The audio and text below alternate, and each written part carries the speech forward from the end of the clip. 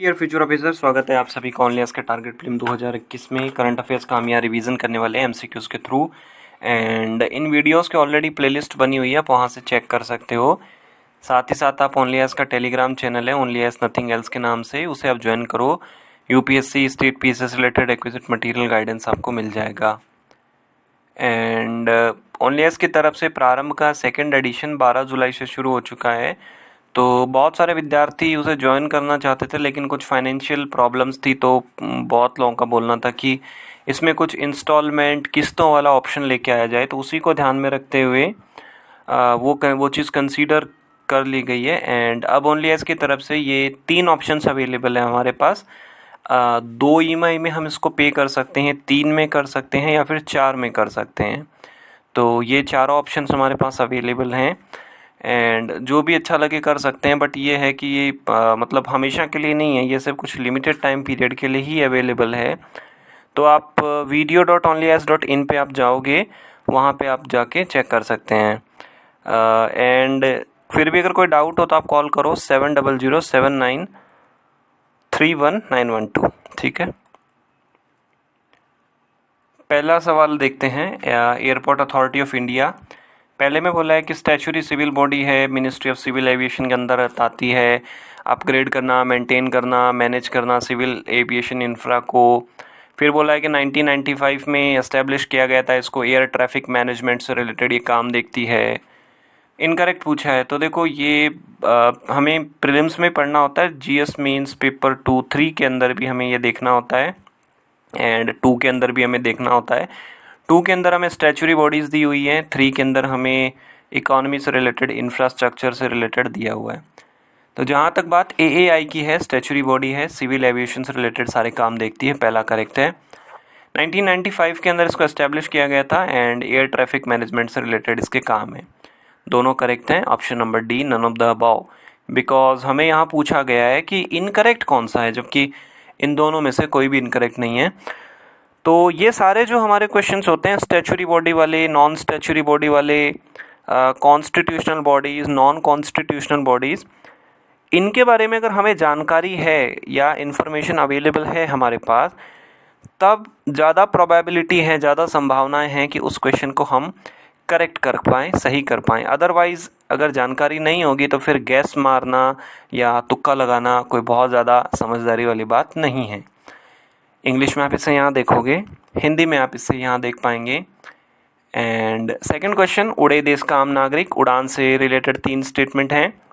Regional connectivity scheme है, 2015 के अंदर लॉन्च की गई। दूसरा बोला है कि देश के अंदर रीजनल एविएशन मार्केट को डेवलप करना है, affordable yet economically viable profitable flight हो। अंडर सर्व्ड एयरपोर्ट्स ऐसे होंगे 10 फ्लाइट चले जहाँ पे 10 या 10 से कम। अनसर्व्ड ऐसे होंगे जहाँ पे नो ऑपरेशन। देखो हमारे देश के अंदर मानो आप मुंबई है, दिल्ली है, इस तरीके के जो बड़े हैं, कोलकाता, यहाँ पे क्या है, फ़्लाइट की फ्रीक्वेंसी बहुत ज़्यादा है। मतलब आपको हर 10-15 मिनट 20 मिनट के अंदर फ़्लाइट मिल जाती है एक जगह से दूसरी जगह। बट अब अगर हम बात करें कुछ और जगह की, हम देखें कि भाई मध्य प्रदेश में कितनी फ़्लाइट्स हैं या नॉर्थ ईस्ट में कितने एयरपोर्ट्स हैं या एयर स्ट्रिप हवाई पट्टियाँ हैं, उसी को ध्यान में रखते हुए सरकार ने ये एक फ़ैसला लिया, एक स्कीम लेके आए कि जो मतलब एविएशन के सेक्टर में जुड़े हुए हैं, जैसे जेट एयरवेज है, स्पाइस जेट है, इंडिगो है, इनको इंसेंटिव दिया जाए और ताकि ये लोग जो हमारे ऐसे छोटे एयरपोर्ट्स हैं या एयर स्ट्रिप हैं जो या तो अंडर सर्व्ड हैं या फिर अनसर्व्ड है, वहाँ पे ये लोग जो है अपनी फ़्लाइट्स की सर्विसेज चालू करें। उसी को ध्यान में रखते हुए 2016 के अंदर ये स्कीम लेके आए थे, ना कि 2015 के अंदर। पहला गलत है। जनरली यूपीएससी में इस तरीके के स्टेटमेंट नहीं आता है डेट वाइज कि 15 में, 16 में, 17 में, ऐसा नहीं आता है। बट यहाँ पे ये दिया हुआ है तो ठीक है, बट जनरली नहीं आता है। सेकंड, इसका स्टेटमेंट बिल्कुल सही है कि इसका ऑब्जेक्टिव यही था कि जो हमारे अंडर सर्व्ड एंड अनसर्व्ड जो रीजनल रूट्स है वहाँ पे फ़्लाइट कनेक्टिविटी हो। एंड अगर देखो हम यहाँ मान लेते हैं कि दूसरा स्टेटमेंट करेक्ट है, तो हमारे पास ऑप्शन नंबर सी बचता है। आइदर बचने को तो हमारे पास ऑप्शन नंबर डी भी बचता है, बट ऑलरेडी हम पहला स्टेटमेंट गलत कर चुके हैं, तो हमें पता है कि भाई या ऑप्शन नंबर सी ही करेक्ट होगा, 1 और 3। तो अंडर सर्व्ड ऐसा माना जाता है जहाँ पे दिन में सिर्फ एक ही फ़्लाइट आती है। बाकी अनसर्व्ड तो ऐसा होता है कि जहाँ कोई ऑपरेशन ही नहीं है, मतलब एयर स्ट्रिप बंद पड़ी है पूरी की पूरी। इंग्लिश में यहाँ देखोगे आप, हिंदी में आप इसे यहाँ देख पाएंगे। क्वेश्चन नंबर 3 में एक तरफ हमें आर्ट दिया गया है एंड दूसरी तरफ हमें एसोसिएटेड रीजन दिया है। पत्तचित्रा वेस्ट बंगाल, कलमकारी उड़ीसा, रोगन पेंटिंग गुजरात। पत्तचित्रा के बारे में हमें जानकारी है कि ये उड़ीसा एंड वेस्ट बंगाल के अंदर चलता है। कलमकारी तेलंगाना के अंदर है या आंध्र प्रदेश के अंदर। रोगन पेंटिंग गुजरात में है। कलमकारी से रिलेटेड 2015 के प्रीलिम्स में पूछा जा चुका है कि कलमकारी कहाँ से रिलेटेड है।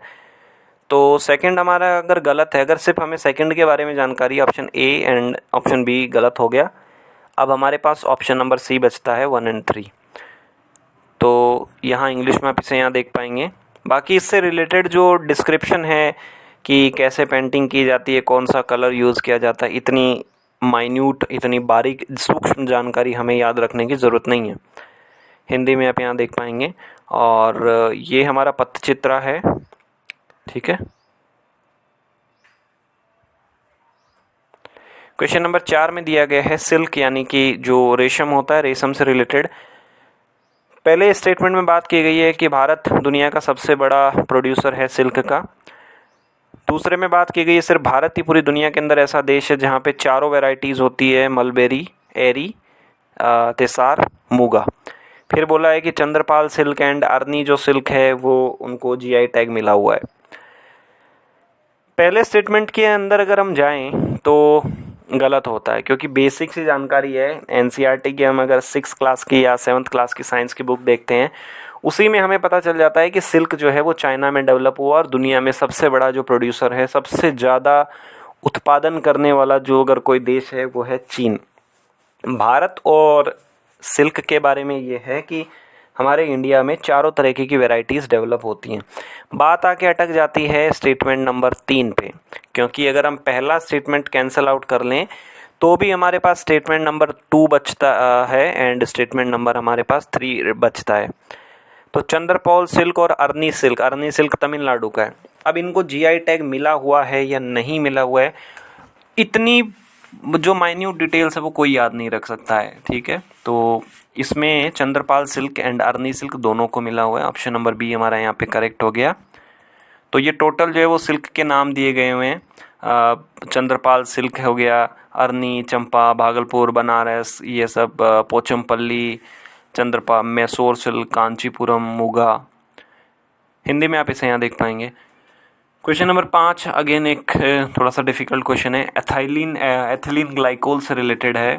पहले में बोला है कि ये इंडस्ट्रियल कंपाउंड है जो कि बॉल पॉइंट पेन होते हैं, जो हम पेन यूज़ करते हैं, पेंट, कॉस्मेटिक्स, इन सब में यूज़ होता है। सेकंड में बोला है कि ऑर्डरलेस सिंथेटिक लिक्विड है जो कि antifreeze and de icing solution बनाने में काम आता है। थर्ड में बोला है कि ये डिसेमिनेट हो सकता है इंडोर, एयर, वाटर, फूड, इन सब के थ्रू। देखो एथिलीन जो ग्लाइकोल है, इसके बारे में एक बेसिक सी जानकारी हम सभी को पता होगी कि जो हायर एल्टीट्यूड्स में, जो ऊंचाई वाले इलाके हैं, वहाँ पे क्या होता है, गाड़ियों के अंदर जो पेट्रोल और डीजल होता है वो जम जाता है। अगर टेम्परेचर बहुत कम हो जाता है तो वहाँ पे वो जम जाता है और गाड़ी जो है वो स्टार्ट नहीं हो पाती है।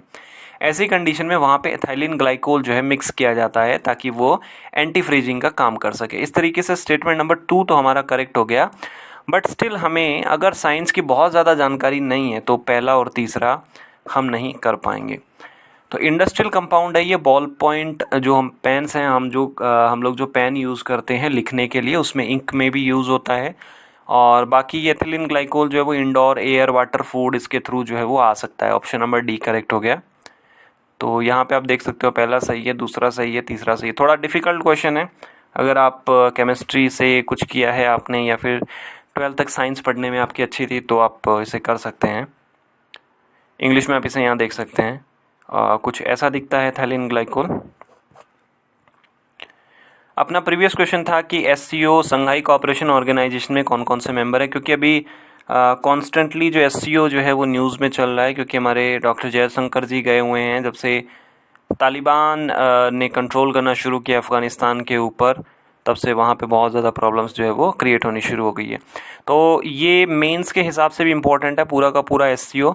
तो ये न्यूज़पेपर की कटिंग है, आप इसको पूरा देख लीजिए कि इसके क्या क्या एम्स हैं, कौन कौन से मेंबर्स हैं एंड SCO क्यों इम्पोर्टेंट है, क्या क्या इसके चैलेंजेस है। तो अगर आप इस पेज को पूरा देख लोगे तो मेंस लेवल का अपना हो जाएगा। तो बाकी बचा बात कि SCO के कौन कौन से मेंबर हैं। China, Kazakhstan, Kyrgyzstan, Russia, Tajikistan, Uzbekistan, India and Pakistan. India और पाकिस्तान बाद में जाके मेंबर बने थे, ठीक है। और इसमें एक प्रॉब्लम ये भी है, नई प्रॉब्लम, कि चीन चाहता है कि ईरान जो है वो SCO का मेंबर बन जाए। और अमेरिका एंड ईरान तो आपस में एंटी है। तो भारत के लिए प्रॉब्लम ये है कि ईरान को सपोर्ट करे या ईरान का अपोज करें। एंड आज आपको बताना है कि जो ब्लू पॉटरी है वो कहाँ की फेमस है, कौन से राज्य की फेमस है। आज आपकी परफॉर्मेंस कैसी रही, कितने सही हुए, कितने गलत हुए, ज़रूर बताइएगा। ओनली ऐसे जुड़े रहने के लिए आप सभी लोगों का बहुत बहुत धन्यवाद। आपका दिन मंगलमय हो। डियर फ्यूचर ऑफिसर, स्वागत